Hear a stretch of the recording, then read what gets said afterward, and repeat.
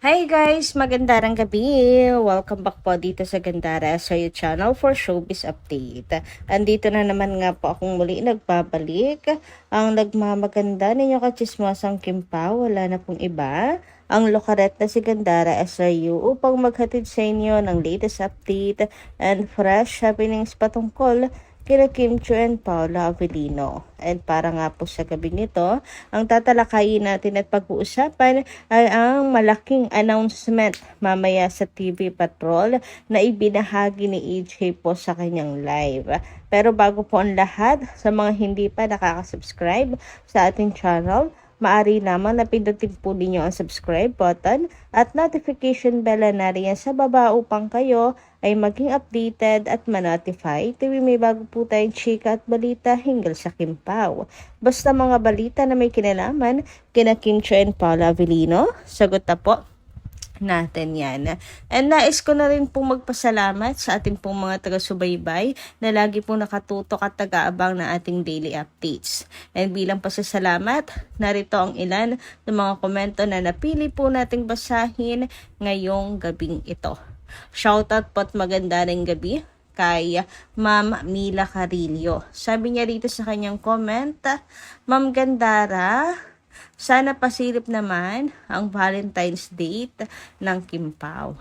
Kami mga senior fans solid, Kim Pao.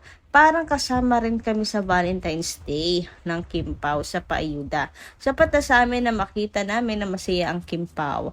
Nandito lang kami sa paligid. Thanks God, gabayan mo po ang Kim Pao. Actually, Mamila Carillo, hindi pa sinishare ng Kim Pao yung mismong date nila. Bukod po sa pa-Valentine's flower ni Paula Avellino para kay Kim. Ang sabi lang po ng Kim Pao ay utang muna. So sa world tour po mangyayari ang kwentuhan. So sabi nga ni Kim, utang kwento muna yung kanilang Valentine's date. Kaya ayan, mag-abang na lang po tayo. Sa ngayon talagang kinikip muna nila Kim and Paolo yung details.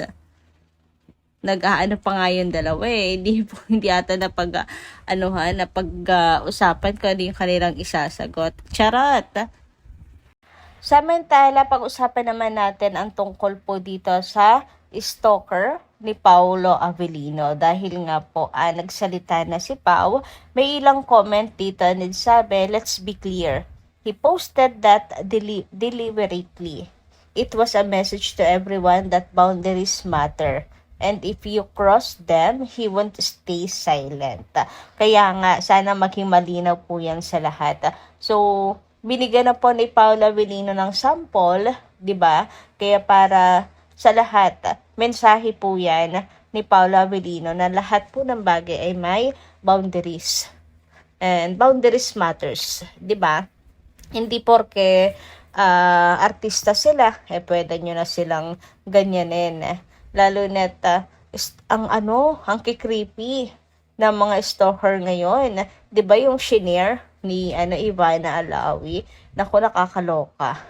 And ayun nga, kapag inulit nyo ulit and if you cross them, he won't stay silent anymore. Which is tama lang. Di naman po ito kinakailangan pang ipaliwanag pa Matuto po tayong rumespeto sa privacy ng iba.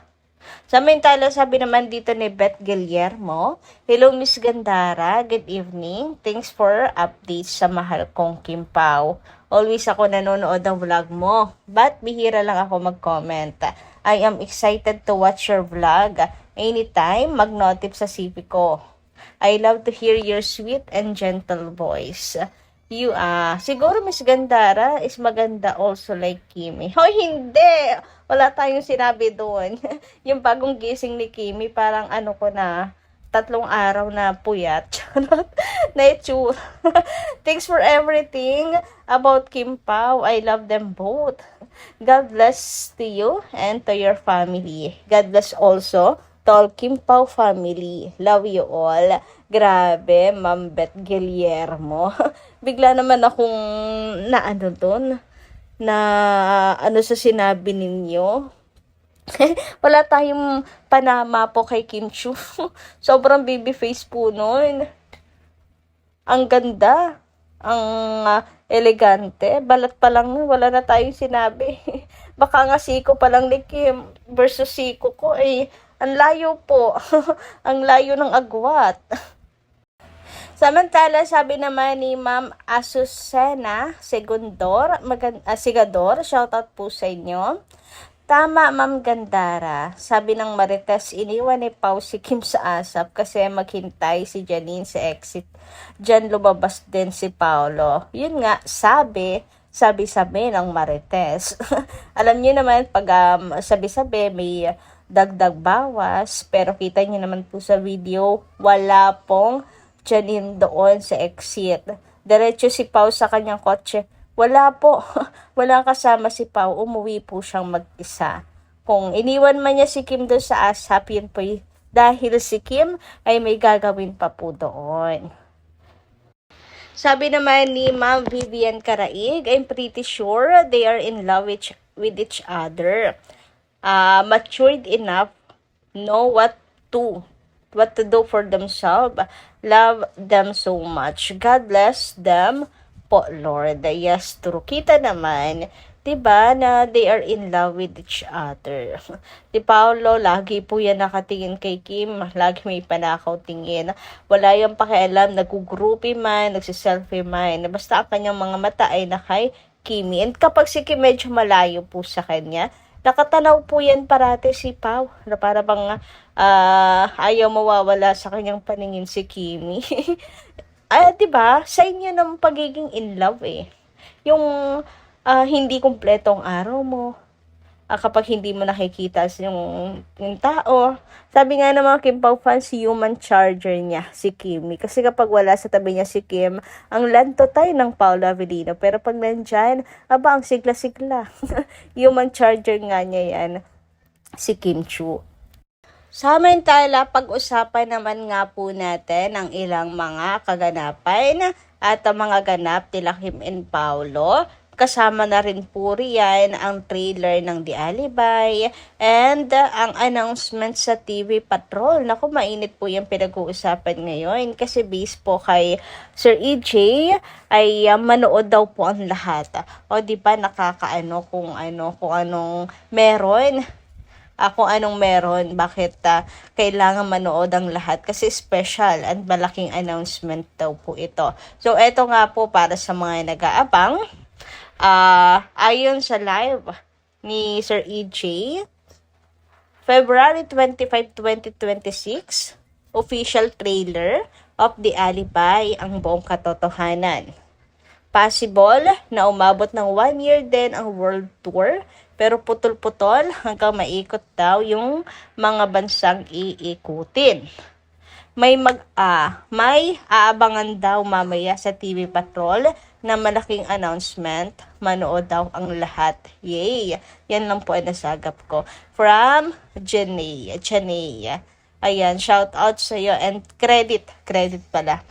Maraming salamat sa balita. So, tatlo po ang binigay po sa atin ni Sir EJ para po sa trailer ng The Alibay World Tour and itong dapat mong abangan mamaya sa TV Patrol. OMG, ano kayang ibig sabihin nito?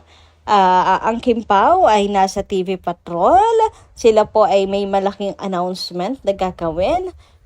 Tungkol kaya saan yun? Sa Kim Pao World Tour, alam naman na natin paano magiging malaking announcement sa The Alibay or may mas malaki pang announcement tungkol doon. Hoy, nakaka-overthink malala. Pero, meron din kasing pinost po.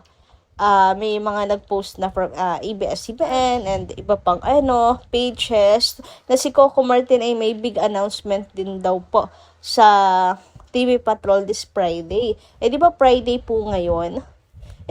Ito kayo sinasabing may big announcement sa TV Patrol na sinasabi ni EJ. Si Coco Martin kaya yon yung may big announcement or Kim Pao?